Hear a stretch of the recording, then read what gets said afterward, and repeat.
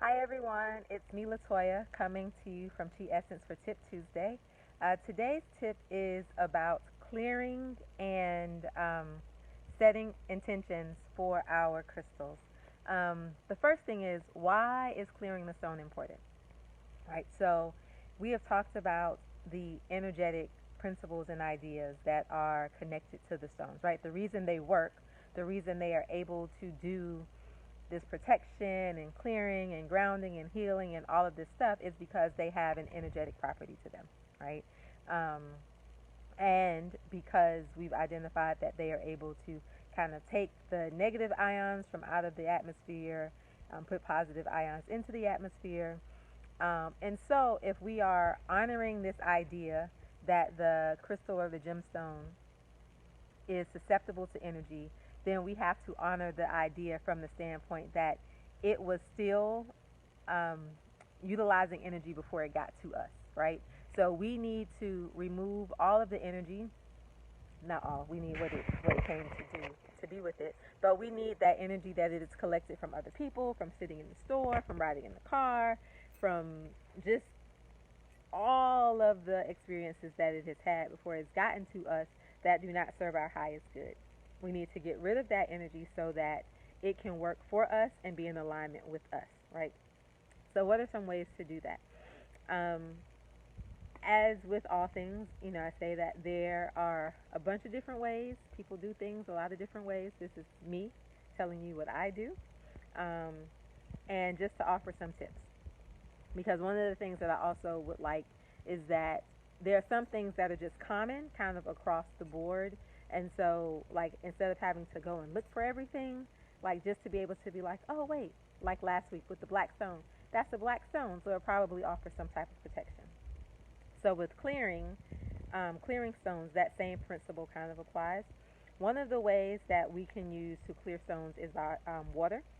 Um, and so my thing for that is definitely look up the stone to see if you can put it in water. But if the stone is brittle, it's not one that should be cleared with water, such as like the shungite, like I showed, like the raw shungite, or selenite. Um, if it is porous, if it's porous, but one of the ways to think about it is if you look at the stone and it has like a lot of divots and grooves, kind of like pyrite, right? When you look at pyrite, you can see the indentations in it. That's probably an indication that it is not a good stone for you to cleanse with water. Um, but some of the hardier, heavier stones that aren't porous or aren't brittle are good ones to clean in water. So you can use water by simply running water and putting the stone under it. If I do it that way, while the water I'm using not cold water, not hot water, kind of regular cooler water, but not cold water. While it's happening, I am envisioning white light. Right, so I'm calling that white light to kind of come and pour into that stone, white light being one for purification. And I am also clearly telling the energy to leave, right?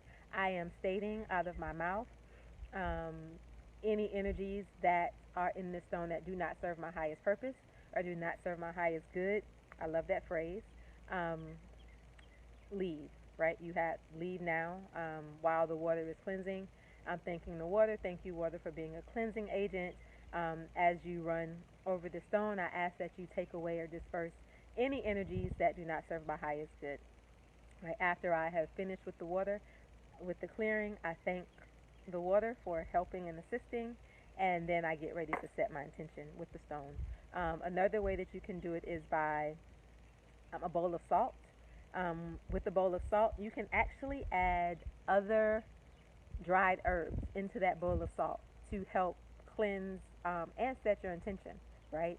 I do not use iodized salt for cleansing crystals. I use salt that will come in its natural form, so a Himalayan pink salt, a gray salt, black salt, but not iodized salt.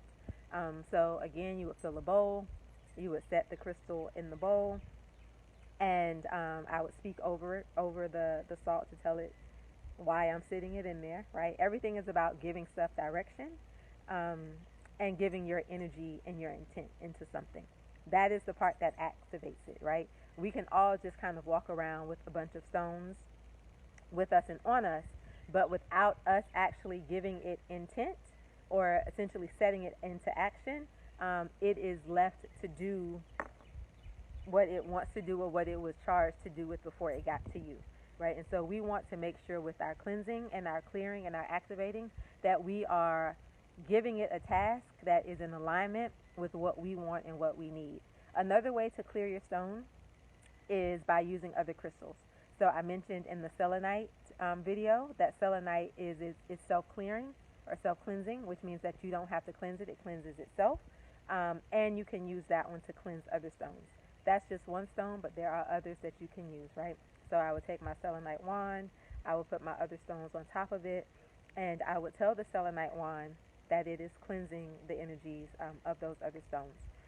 Moonlight and sunlight is another way. So back to kind of how was something formed, this is me, I would not cleanse a stone that was created basically with sun energy and moonlight. So for example, this piece here is a piece of blue amber, and we talked about in the other video, amber is kind of the epitome of that sun energy and earth energy. So I would cleanse this in sunlight, right? When you're using sun and moon, you can set it in your windowsill. If you're using sun energy and you're sitting it in your windowsill, I would suggest that you remove the stone by the time the moon came up, right? Because now you're doing sun and moon. If you had it out to be cleansed by the moonlight, I would suggest that you take it away by the time the sunlight came up, right? So those are some of the ways that I cleanse stones. In the next video, we will actually talk about setting the intention and how we get it to work for us. But in this one, I just wanted to be clear, or really state the idea that the stones had a life, essentially, before they got to us, right? And we want to make sure that when it gets to us, we are clear with how we want it to work in our life, and that we are giving it the space to do that. And so just one more thing, if we think about last week, I talked about jet, right? And how jet stores memories, right? So just think about if you had a piece of jet that someone was using to heal some trauma, and you didn't clear the jet before you got it, and now you're just walking around with this energy, and you're like, oh my gosh, why am I so sad all the time? What's happening? You're thinking you got this jet to protect things, and it is. It's keeping other things, it's keeping new things from coming at you, but it is also bringing up some of this other trauma, right? So it's just really important that we take the time to cleanse our stones, pick whichever method works for you, and just make sure that that stone that you are cleansing in that particular method is safe to be cleansed in that way. Really, we only have to really worry about it messing up as if it's water, right? Because if it's brittle and we drop it in water, it can dissolve. Or if it's porous and we put it in water. The sun and salt and the moon, those really are like energetic zaps. So something energetically, like if you should charge it in the sun and instead you charge it in the moon, nothing happens to the crystal, but the energy might, get a little wonky for a bit. But the stone is thousands and thousands of years old. So us sitting it in the moonlight one time to cleanse it when it should have been in the sunlight isn't going to damage the stone, right? So that's all I have for today. I'm cooking dinner. We're making tomato soup with herbs that we picked from the garden. So I have some oregano, some thyme, and what else did we get? Some basil that we picked from the garden. We only had one tomato, and it was green, so I couldn't use the tomatoes tonight. But hopefully by the time the summer is over, we'll have some tomatoes. Join our Facebook group. It's Chi Essence. And our Instagram is chiessence_1. Hope to see you in the Facebook group. Talk to you later. Bye.